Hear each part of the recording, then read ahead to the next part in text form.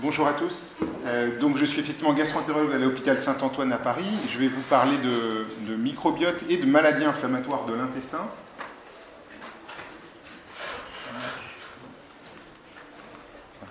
Donc d'abord, pour ceux qui ne connaissent pas ces maladies, il y a deux types de maladies inflammatoires chroniques de l'intestin, la maladie de Crohn et la rectocolite hémorragique. Ce sont des maladies qui touchent des sujets plutôt jeunes, altérant leur qualité de vie. Ce sont des maladies chroniques avec des périodes de poussée et des périodes de rémission, pour lesquelles malheureusement on n'a pas de traitement curatif, au mieux des traitements suspensifs. Ces patients peuvent avoir différents types de complications, des poussées sévères qui peuvent nécessiter des hospitalisations, également des néoplasies, des infections qui peuvent être favorisées par les traitements immunosuppresseurs qu'on est amené à donner à ces patients, mais aussi liées à la progression de la maladie elle-même. Ce ne sont pas des maladies rares. L'incidence en France est de 10 pour 100 000 habitants par an, et c'est grossièrement l'incidence que l'on observe dans les pays industrialisés. En France, sur 60 et quelques millions de personnes, il y a plus de 200 000 patients atteints d'une de ces maladies. Et globalement, peut-être un chiffre intéressant à retenir, c'est que au cours de sa vie, le risque de développer l'une de ces maladies est supérieur à 1%, ce qui en fait donc pas des maladies rares, d'autant plus que l'incidence de ces maladies augmente partout dans le monde, que ce soit dans nos pays occidentaux, mais aussi dans les pays qui sont en train d'acquérir un mode de vie proche du nôtre. La pathogénèse de ces maladies est imparfaitement connue, on va dire. Si on ouvre une revue ou un livre sur cette maladie, vous pourrez lire une phrase de ce type, que ces maladies sont liées à une activation du système immunitaire intestinal vis-à-vis du microbiote chez des patients qui sont génétiquement prédisposés et sous l'influence de facteurs d'environnement. Donc avec ce genre de phrase, vous êtes bien avancé, ça vous dit que globalement ce sont des maladies complexes qui font intervenir différents acteurs génétiques, environnementaux et le microbiote. Néanmoins, ces dernières années, on a un certain nombre d'arguments, un certain nombre d'études qui suggèrent que certains facteurs environnementaux, certains facteurs génétiques pourraient impacter ces maladies via un effet sur le microbiote intestinal. Alors ça ne veut pas dire que tout passe par le microbiote et qu'il y a évidemment d'autres facteurs génétiques et environnementaux qui vont impacter ces maladies de manière indépendante du microbiote. Donc, ce qui est particulièrement intéressant avec le microbiote intestinal, c'est qu'il est sous une double influence, notre génétique, notre immunité, mais aussi les facteurs environnementaux auxquels on est exposé. On peut scinder l'influence de ces facteurs environnementaux en deux moments, en fait, au cours de notre vie. D'abord, il va y avoir un impact très important au tout début de notre vie, toute la période néonatale, avec l'impact du mode d'accouchement, du mode d'alimentation, potentiellement de la prise d'antibiotiques dans cette période, et même du mode de vie en ville ou au contraire à la campagne, même dans une ferme avec l'exposition par exemple à des animaux. Et on pense aujourd'hui que les premières interactions qui vont avoir lieu entre notre système immunitaire, notre système métabolique et les micro-organismes peuvent entraîner une forme d'empreinte sur notre système immunitaire et métabolique, et potentiellement conditionner la survenue de maladies plus tard dans la vie, comme si finalement il y avait une mauvaise éducation de notre physiologie. Dans les maladies inflammatoires de l'intestin, on a pas mal d'arguments qui supportent cette hypothèse.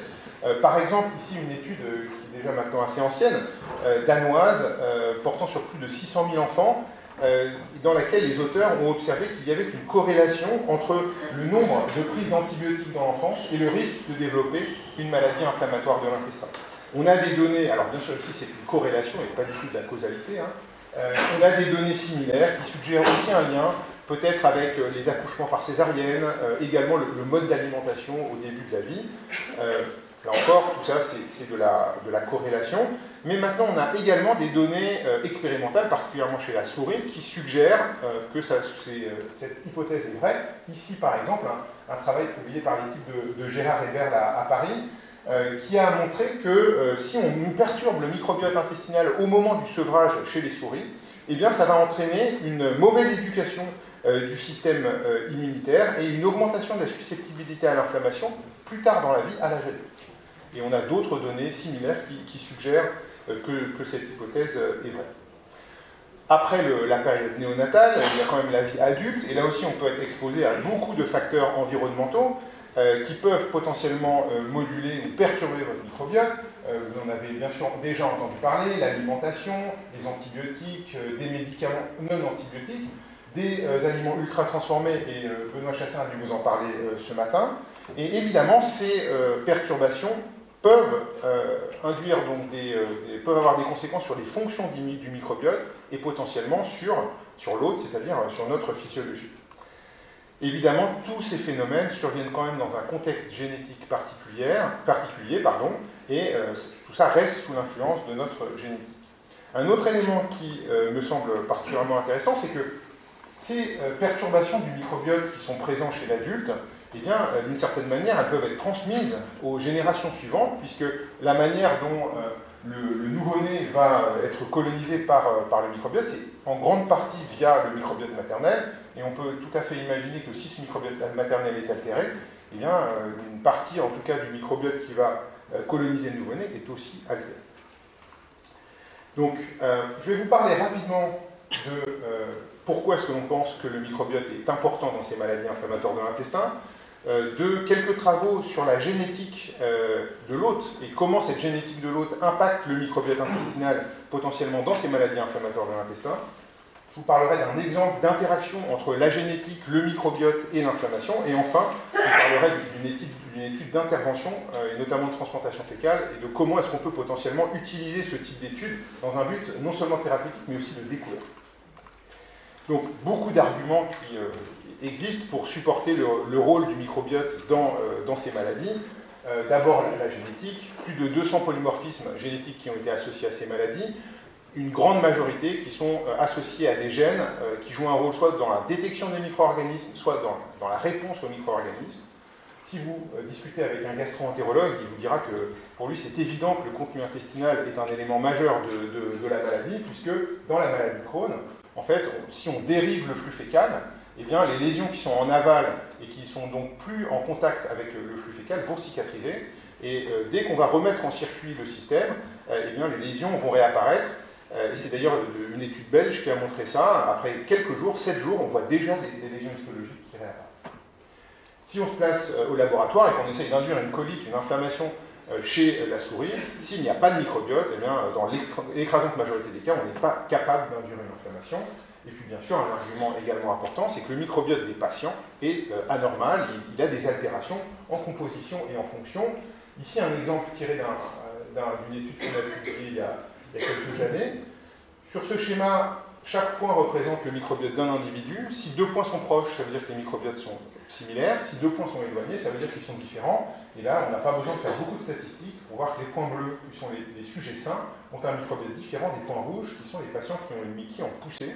Et vous voyez que les points verts, qui sont les patients qui ont une MICI en rémission, sont entre les deux groupes. Donc ça, ce ne sont pas des données originales, hein. Il y a des centaines d'études maintenant qui démontrent ça. Une autre caractéristique du microbiote des patients atteints de maladies inflammatoires, c'est une diminution de la diversité. Et quand on parle de la diversité, c'est le même terme que celui qu'on emploie quand on parle de la diversité des océans ou des forêts. C'est vraiment une diminution du nombre d'espèces différentes et de la répartition de ces espèces. Donc là, on voit sur un de ces indices une diversité plus faible chez les patients atteints de MICI par rapport aux sujets sains. Là encore, ce sont des données répliquées des centaines de fois. Enfin, un autre élément plus précis en termes de composition, cette fois-ci, chez les sujets sains, le microbiote bactérien est composé de bactéries qui appartiennent à 2 grands groupes, les firmicutes et les bactéroïdétes, que vous avez ici en bleu et vert. Eh bien, chez les patients qui ont une MICI, on voit l'émergence d'un 3e grand groupe, les protéobactéria, ici en orange, dont le membre le plus connu, en tout cas, est Escherichia coli. On a observé il y a déjà plus de 10 ans maintenant que parmi les bactéries qui diminuent dans ce groupe des firmicutes, il y en a une qui est assez particulière, qui s'appelle Faecalibacterium prosniti, qui est une des bactéries présentes dans le microbiote de tous les êtres humains, et présente en plus en dominance, qui représente vraiment de l'ordre de 5% à peu près du microbiote normal. Donc cette bactérie qui diminue chez les patients, on a émis l'hypothèse, il y a déjà donc plusieurs années, que peut-être elle pouvait jouer un rôle anti-inflammatoire ou homéostatique, et effectivement, on a testé cette hypothèse, et on a démontré que cette bactérie avait des effets anti-inflammatoires dans différents types de modèles cellulaires, par différents mécanismes, et également dans des modèles de coli. Plus récemment, avec une équipe de Nantes, on a observé que cette bactérie spécifiquement était capable de stimuler une population de lymphocytes T régulateurs très particulière, spécifique du côlon humain, qu'on ne trouve d'ailleurs pas chez la souris, qui sont des lymphocytes CD4, CD8 alpha-alpha, et qui se comportent réellement comme des lymphocytes T régulateurs FOXP3 positifs, sauf qu'ils n'expriment notamment pas FOXP3. Ce qui est intéressant, c'est que parallèlement à la baisse de Faecalibacterium prognithi dans le microbiote des patients, eh bien, on voit une diminution de l'abondance, mais aussi de la fonction de ces lymphocytes régulateurs chez les patients atteints de Mythi. À côté des bactéries, on sait qu'il y a d'autres micro-organismes dans l'intestin, et on travaille depuis quelques années maintenant sur la composante fongique, et dans ce travail, on a pu observer qu'il existait une altération du microbiote fongique également chez les patients atteints de Mythi. En bleu, ici, le microbiote des sujets sains, microbiote fongique des sujets sains. En rouge, le microbiote des patients qui ont une maladie de Crohn en poussée. Et en rose, les patients qui ont une rectocolite hémorragique en poussée. Donc là encore, on voit des altérations. Et si on veut, on va dire, pointer du doigt les altérations les plus communément reproduites pour ce microbiote fongique, on va retrouver une augmentation des champignons du phylum des Basidiomycota et une diminution des Ascomycota. Et en termes de genre fongique, une augmentation de Candida albicans, que l'on voit ici, et inversement, une diminution de Saccharomyces cerevisiae. Néanmoins, le microbiote fongique, ça reste un domaine vraiment d'exploration encore assez précoce, et on est notamment persuadé qu'une grande partie des champignons qu'on va mesurer dans les selles sont en fait issus de l'alimentation, et c'est assez difficile encore de faire la part des choses entre des champignons réellement commensaux et des champignons qui viennent de l'alimentation. Néanmoins, on a beaucoup d'exemples, notamment des situations infectieuses, d'interaction entre champignons et bactéries. Ici, vous avez une liste d'un certain nombre de ces interactions, notamment par exemple au niveau pulmonaire. Et donc c'est assez logique de se dire que si on a des champignons et des bactéries dans un écosystème, probablement qu'elles interagissent entre elles, et effectivement on a des données in silico qui le suggèrent. Plus récemment, on a voulu tester si fonctionnellement il y avait une interaction, et donc on a utilisé un modèle de colite tout à fait classique, au dextransodium sulfate, un modèle dans lequel on va abraser la muqueuse du côlon, ce qui va induire une inflammation. Et on a, dans ce modèle, traité les souris avec un champignon Candida albicans dont on sait qu'il aggrave l'inflammation intestinale, et c'est la courbe d'activité de la maladie rouge ici qui est plus haute que, comme vous le voyez, que la courbe bleue qui est le groupe contrôle. Et on a également traité les souris avec un champignon, cette fois-ci plutôt anti-inflammatoire, Saccharomyces boulardii, qui est d'ailleurs un probiotique, et effectivement, on a observé également un effet protecteur, et ça, ce sont des données qui ont déjà été publiées par d'autres, donc c'est pas très original. L'objectif de ce travail, c'était de voir si, en modifiant la composante bactérienne du microbiote, on modifiait l'effet des champignons. Donc on a utilisé différents antibiotiques, et notamment un des résultats qui nous a particulièrement marqué, c'est celui-ci. Lorsqu'on a utilisé de la colistine qui va cibler les entérobactéries, eh bien, on a perdu l'effet des champignons, que ce soit un effet protecteur ou au contraire aggravant. Ensuite, on a essayé de réverser le phénotype, et donc on a administré à ces mêmes souris traitées par de la colistine un Escherichia coli, donc une entérobactérie résistante à la colistine. Et donc ce que vous voyez, c'est qu'on a restauré l'effet positif d'un côté ou négatif de l'autre des champignons dans ce modèle d'inflammation intestinale. Et bien sûr, aujourd'hui, on travaille sur les mécanismes de ces phénomènes. La génétique est une composante importante dans ces maladies. Une des questions qu'on se pose, c'est comment arriver à étudier le rôle de cette génétique sur le microbiote de l'homme avec toutes les variations que l'on peut observer en termes environnementaux et aussi en termes génétiques lorsqu'on s'intéresse à la population humaine.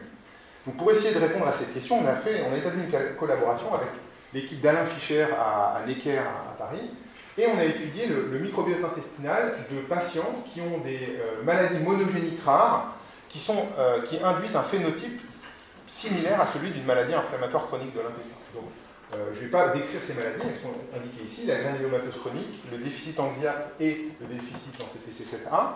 Ce qui est intéressant, c'est que ces maladies, elles ont un phénotype intestinal qui est proche, mais on sait que les bases physiopathologiques qui sont sous-jacentes sont complètement différentes. Donc on a analysé le microbiote, et je ne vais pas non plus rentrer beaucoup dans les détails, mais ce que l'on a été très étonné de voir que suivant le génotype, eh bien, on avait une clusterisation des microbiotes. Alors ici, vous avez en vert les sujets sains. En rouge, les patients qui ont une maladie inflammatoire chronique de l'intestin classique, polygénique, pas monogénique, et puis vous avez les patients selon leur génotype, et on a vu un certain nombre de regroupements. On a fait bien sûr d'autres analyses qui confirme ces regroupements avec des altérations du microbiote qui semblent relativement spécifiques à chacun des défauts génétiques, ce qui suggère finalement que ces anomalies du microbiote, certes, elles sont en partie liées à l'inflammation. L'inflammation en elle-même va modifier le microbiote, mais probablement aussi que nos gènes vont moduler ces effets sur le microbiote. Autre situation où on a essayé d'étudier le rôle de la génétique, cette fois-ci sur des maladies inflammatoires polygéniques, hein, on sort complètement de ces maladies monogéniques. On a analysé le microbiote d'une partie de notre cohorte de patients de l'hôpital Saint-Antoine, 200 patients avec Mickey, et on les a également génotypés pour les polymorphismes génétiques les plus fréquemment et les plus fortement associés au Mickey. Le premier signal, le signal le plus fort que l'on a observé, c'est le fait que les patients porteurs de l'allèle NOD2 muté, NOD2 étant le polymorphisme génétique, enfin le gène le plus fortement associé à la maladie de Crohn, en tout cas en Occident, eh bien, les patients porteurs de ces allèles mutés avaient un niveau de Faecalibacterium prausnitzii plus bas que les autres.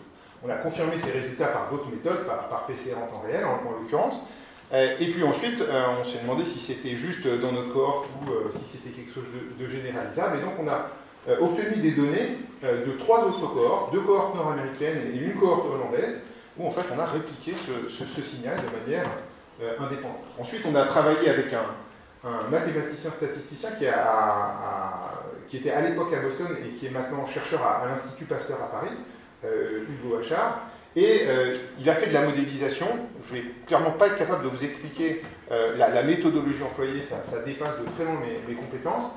Mais en gros, il a modélisé les interactions possibles entre la génétique en vert, le microbiote, les bactéries en rouge, et la maladie ici en bleu. Et donc il a établi les différents liens de causalité possibles, où par exemple la génétique peut impacter la maladie, et puis la maladie peut impacter le microbiote, ou alors la génétique impacte la maladie, le microbiote impacte la maladie de manière complètement indépendante, sans lien. Et donc le produit de ces analyses et de cette modélisation est que le modèle le plus probable en termes d'interaction, c'est celui-là, c'est-à-dire que la génétique a un impact sur le microbiote, et le microbiote a un impact sur la maladie.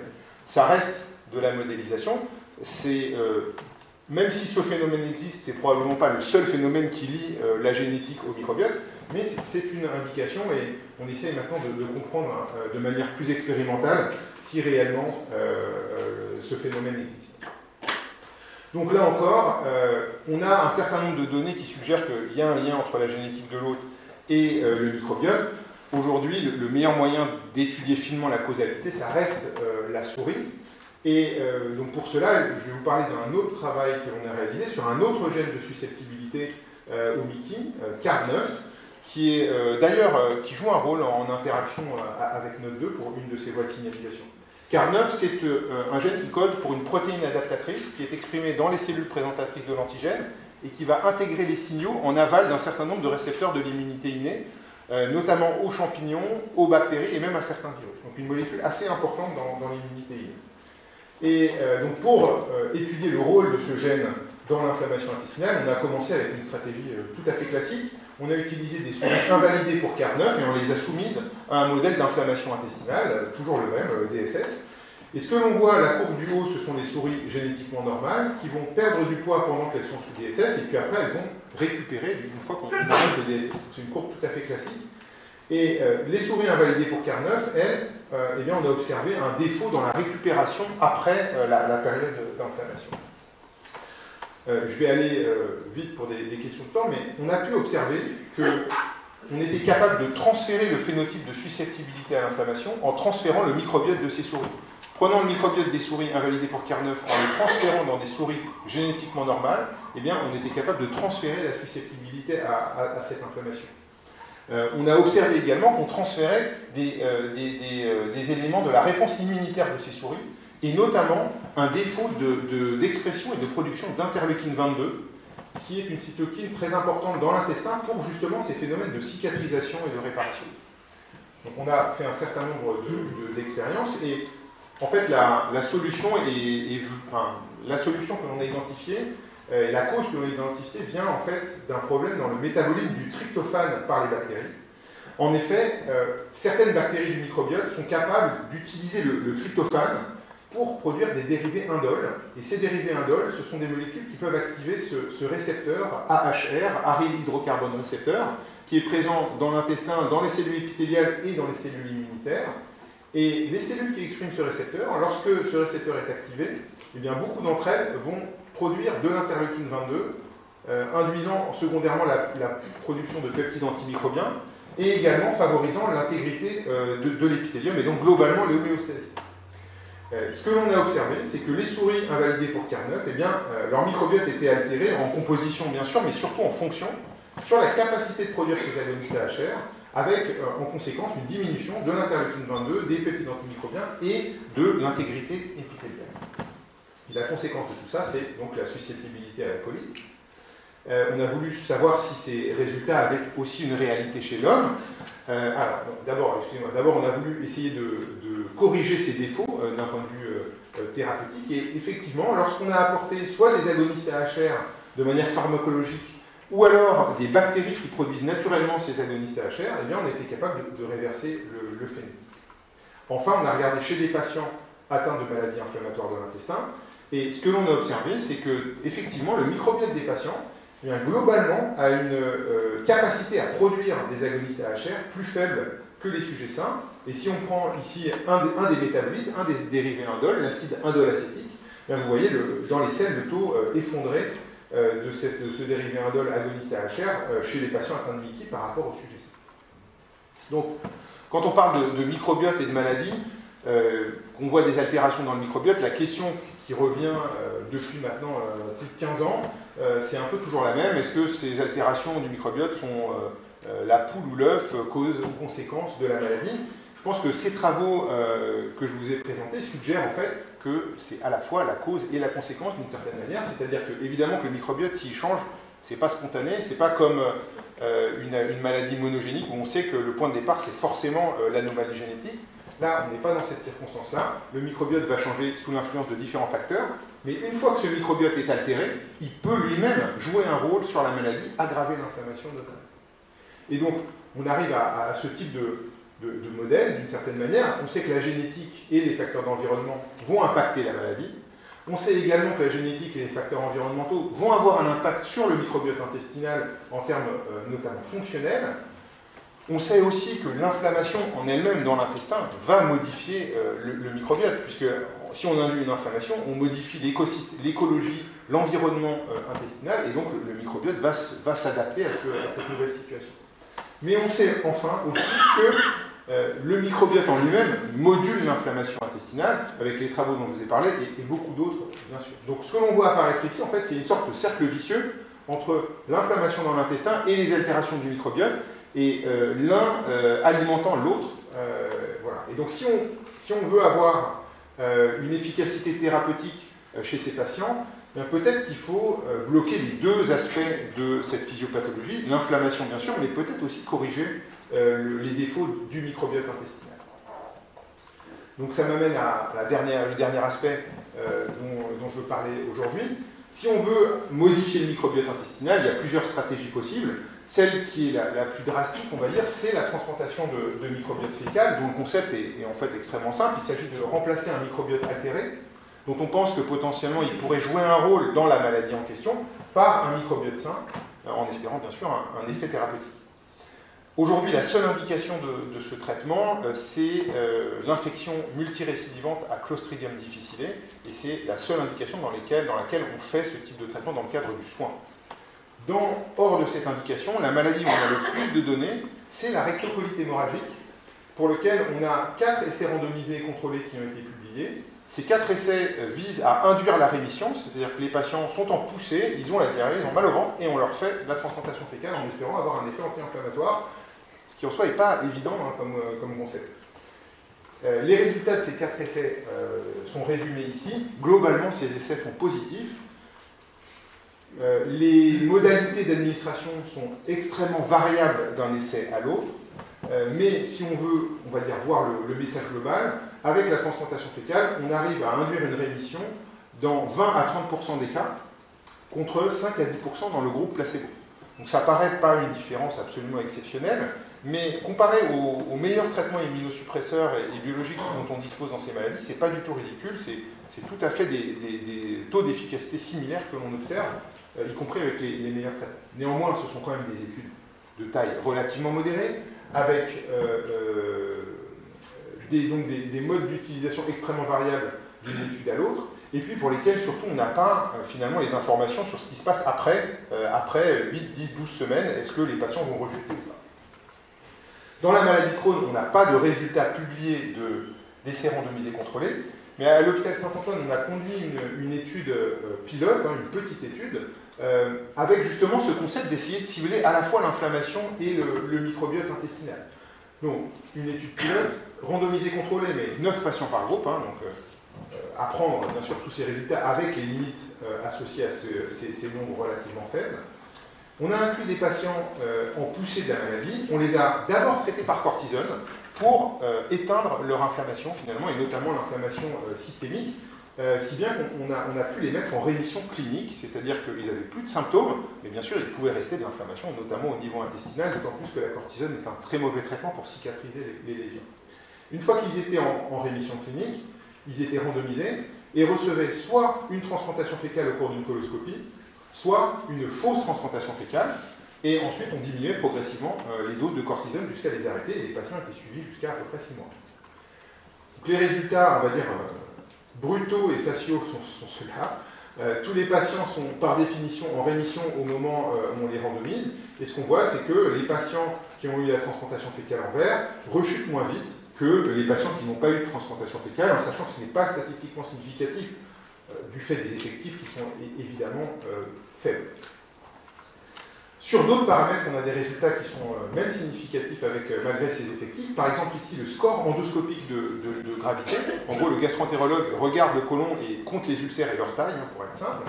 Et ce que l'on voit, c'est qu'entre le moment juste avant la transplantation fécale et 6 semaines plus tard, dans le groupe transplantation fécale, vous voyez qu'il y a une diminution significative de ce score, alors que dans le groupe fausse transplantation, on n'a absolument aucun effet sur la cicatrisation. Autre élément, la CRP, C-réactive protéine, qui est un marqueur systémique de l'inflammation. Dans le groupe transplantation fécale, vous voyez que globalement, cet indice ne change pas entre juste avant et 6 semaines après la transplantation. Et d'ailleurs, sur cette courbe ici, vous avez 5 patients qui se superposent. Alors que dans le groupe fausse transplantation, vous voyez que déjà à 6 semaines, il y a une tendance à une réaugmentation de cette CRP, suggérant que la maladie commence déjà à ne plus être bien contrôlée. Les choses deviennent plus intéressantes quand on analyse le microbiote. On voit ici que la diversité du microbiote va augmenter dans le groupe transplantation fécale pendant à peu près 3 mois après la transplantation, alors que cette diversité, bien sûr, ne change pas chez les patients du groupe fausse transplantation. Et puis, ça c'est le critère principal de jugement, c'est la colonisation par le microbiote du donneur du receveur 6 semaines après la transplantation fécale. C'est un indice de similarité. En fait, pour ceux qui connaissent, c'est 1 moins l'indice de Bray-Curtis. Au lieu d'être un indice de dissimilarité, c'est un indice de similarité. Donc plus c'est haut, plus ça colonise bien d'une certaine manière. Donc quand on a vu ce résultat, on a été bien sûr extrêmement déçus parce que finalement on n'a pas de différence entre les deux groupes. Mais néanmoins, en regardant quand même les résultats de plus près, on s'est rendu compte qu'ici on avait 2 patients qui avaient vraiment une similarité quasi nulle avec le microbiote du donneur, comme si finalement il n'y avait eu aucun transfert de microbiote chez ces patients. Et donc on pourrait les considérer comme des échecs de transplantation fécale. Et donc pour l'exercice intellectuel, évidemment, ce n'est pas à interpréter comme un résultat d'essai clinique, mais si on les met de côté, eh bien là oui, là on voit que quand même il s'est passé quelque chose après avoir fait la transplantation fécale. Donc ensuite, on s'est demandé finalement quel était le devenir de ces patients en rouge par rapport à ceux en vert. Et voilà la réponse. Vous avez en bleu les patients du groupe fausse transplantation fécale. En rouge, les 2 patients qui ont eu un échec, on va dire, technique de la transplantation fécale et qui finalement se comportent comme le groupe fausse transplantation fécale. Les patients en vert, chez qui on a eu, on va dire, une colonisation significative par le microbiote du donneur, et bien ceux-là, pour la quasi-totalité d'entre eux, restent en rémission jusqu'à la fin du suivi, c'est-à-dire à peu près 6 mois. Bien sûr, là encore, c'est plus pour alimenter la réflexion qu'à prendre au pied de la lettre en termes d'essais thérapeutiques. Au-delà de ces résultats, ce type d'essai de transplantation fécale est, à mon sens, très utile pour générer des hypothèses, et on a profité notamment de cette étude pour explorer le métabolisme du tryptophane. Et ce que l'on a fait, c'est quelque chose de relativement simple. On a analysé une vingtaine de métabolites du tryptophane, à la fois dans le sérum et dans les selles des patients, à tous les temps de l'analyse, et on a corrélé ces facteurs-là à différents éléments d'activité de la maladie. Des éléments cliniques, des scores cliniques, CDAI, HBI, des éléments d'activité biologique, CRP, calprotectine, l'endoscopie, et puis même des cytokines dans le sang. Et là, ce que l'on a pu observer, c'est qu'on avait, pour certains métabolites, une corrélation globalement négative avec tous les éléments d'activité de la maladie, et inversement, certains métabolites qui sont corrélés de manière positive avec l'activité de la maladie. Donc, on s'est demandé si ces éléments, ces métabolites, ces altérations étaient finalement seulement secondaires à l'inflammation, ou si potentiellement ça pouvait être des acteurs du processus inflammatoire. Donc, pour répondre à ces questions, on a pris deux métabolites corrélés négativement à l'inflammation, représentés en bleu et en vert ici, et un métabolite corrélé positivement à l'inflammation, ici indiqué en rouge, et on les a administrés à des souris qu'on a soumis toujours au même modèle de colite par le DSS. Et donc ce que vous voyez ici, sur le poids par exemple, c'est que le groupe contrôle est en noir, et vous voyez que les souris qui ont été traitées par les métabolites bleus et verts qui sont corrélés négativement avec l'inflammation chez l'homme, eh bien, ont un effet protecteur, alors que le métabolite qui est corrélé positivement avec l'inflammation a un effet aggravant, et c'est ce que l'on voit ici également sur le score d'activité clinique de la maladie. Et donc maintenant on travaille depuis un certain temps pour comprendre les mécanismes qui sont impliqués dans ces effets. Donc en conclusion, notamment si on se place sur le versant de la thérapeutique, la transplantation fécale, c'est un traitement qui est intéressant, notamment pour la discovery, et dans les maladies inflammatoires de l'intestin, vous avez énormément d'études qui sont en cours. Nous-mêmes, à l'hôpital Saint-Antoine, on coordonne actuellement une étude, cette fois-ci sur 130 patients dans la rectocolite hémorragique, qui a commencé il y a quelques mois, et on devrait débuter début 2020 une étude dans la maladie de Crohn, également sur plus de 130 patients. Néanmoins, la transplantation fécale, ça a quand même ses limites. La première, c'est qu'on ne sait pas vraiment ce qu'on fait, on ne sait pas vraiment ce qu'on transfère. Et imaginez faire traiter pendant des années et des années des patients avec des maladies chroniques, en grand nombre en plus, avec ce type d'approche, personnellement, je n'y crois pas. Mais j'emploie le terme croire, parce qu'à ce niveau-là, on en est là, hein, c'est pas basé sur de la science, c'est uniquement mon opinion. Et donc, en revanche, ces études peuvent nous aider à comprendre les mécanismes, les acteurs qui jouent un rôle dans ces effets thérapeutiques, et potentiellement on peut les faire pousser si c'est des bactéries et les rassembler dans un consortium qu'on va donner à des patients, voire même, pourquoi pas utiliser une souche unique, notamment celle sur laquelle on travaille, Faecalibacterium positi, et donc ça c'est ce contexte de probiotiques de nouvelle génération ou de live biotherapeutics. Et puis si on comprend bien les interactions entre ces micro-organismes et nous, eh bien, on peut tout simplement utiliser les molécules issues des micro-organismes qui ont des effets thérapeutiques. Et donc ça, c'est le concept de post-biotique. Voilà, je vous remercie.